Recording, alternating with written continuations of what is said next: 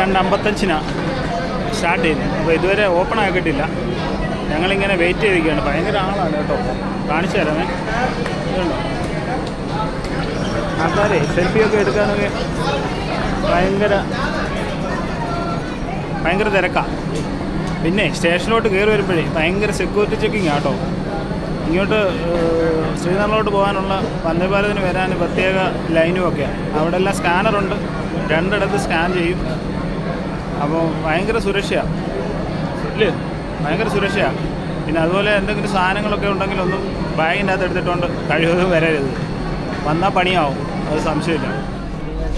ഇതിലോട്ട് കയറുമ്പം തന്നെ ഇന്ത്യൻ റെയിൽവേയുടെ മാറ്റം നമുക്ക് അനുഭവിച്ചറിയാൻ സാധിക്കും. അപ്പോൾ കീടു അടിപൊളിയാണ് കേട്ടോ.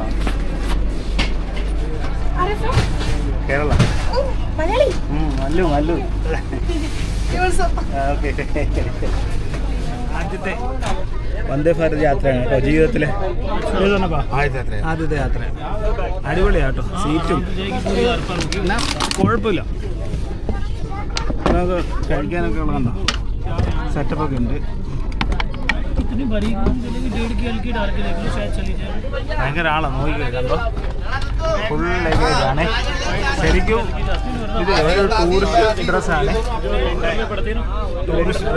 ടൂറിസ്റ്റ് ട്രെയിനാണ്. അതുകൊണ്ട് ട്രാവലേഴ്സ് ടൂറിസ്റ്റുകളാണ് കൂടുതൽ. അപ്പോൾ ലഗേജൊക്കെ സ്വാഭാവികമായിട്ടും കുറേ ഉണ്ടാവുമല്ലോ. അതുകൊണ്ടുള്ളൊരു ബുദ്ധിമുട്ട് കയറുമ്പോൾ ഉണ്ടാവും.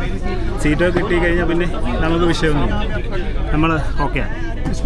അങ്ങനെ ട്രെയിന് കത്ര റെയിൽവേ സ്റ്റേഷനിൽ നിന്ന് വിട്ടു കേട്ടോ. ആദ്യം ഒരു പത്രം, പിന്നെ പാനി കിട്ടി.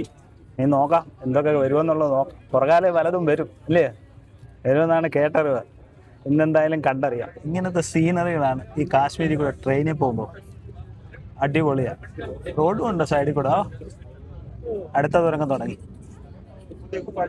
ഇടയ്ക്കിടയ്ക്കൊക്കെ നമുക്കിങ്ങനെ ലക്ക് പോലെ ഓരോ കാഴ്ചകൾ കിട്ടത്തുള്ളൂ. അതുകൊണ്ട് എപ്പോഴും ഇങ്ങനെ വെളിയിലോട്ട് നോക്കിയിരിക്കും.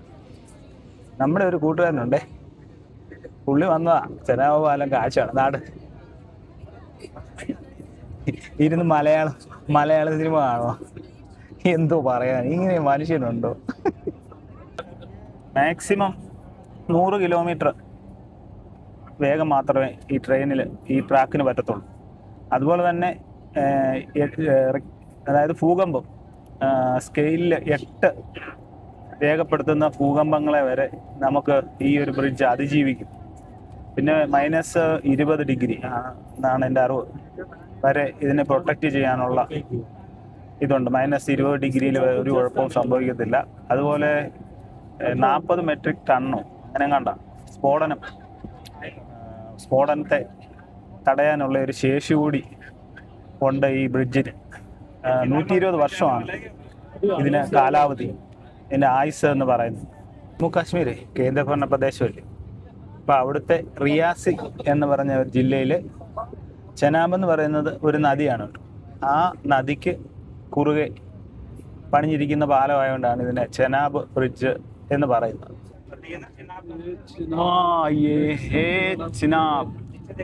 ചിനാബ് പാലം. ഓ, അതാ താഴെ കാണുന്നതാണ് ചിനാബ് നദിയെ. ഓ എന്റെ പൊന്നെ, ഓ അടിപൊളിയാണ്. സൂപ്പറായിട്ട് ചെയ്തു വെച്ചിട്ടുണ്ട്. അടിപൊളി. ചെനാബ് നദി വറ്റി വരണ്ട് കിടക്കുവാണ്. ഓ അയ്യോ സൂപ്പർ.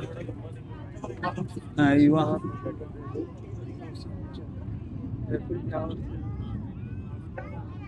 പൊളിച്ച്. ഓ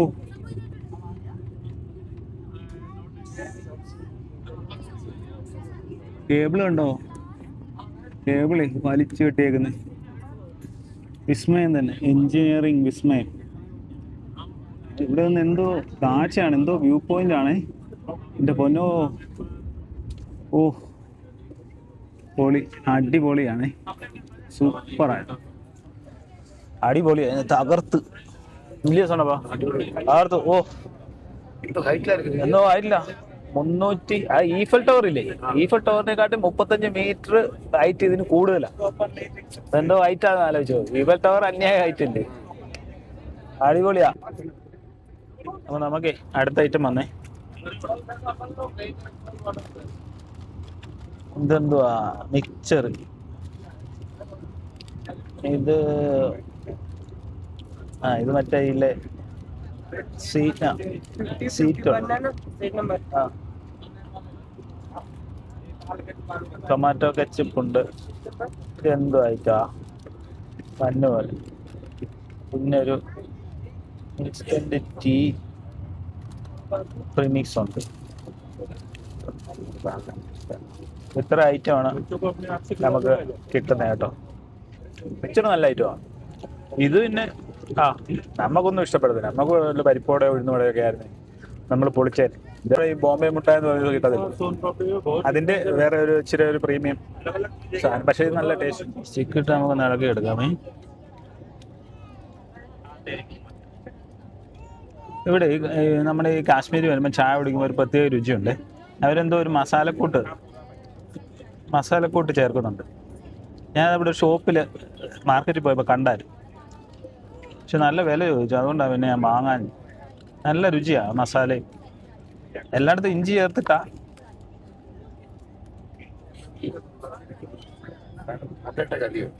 മൊത്തം ഇട്ടോ? ഞാൻ മൊത്തം ഇട്ടു.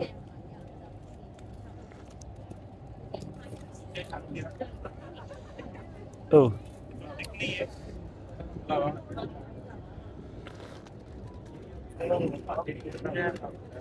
നമ്മള് വെളിയിൽ നിന്നൊക്കെ കുടിക്കുന്ന അത്രയും ചായയുടെ രുചിയൊന്നും. പിന്നെ ഒരു ചൂടൊക്കെ ഉണ്ട്, അത്രേ ഉള്ളൂ. ബാത്റൂം ഒന്ന് കാണിച്ചു തരാമേ.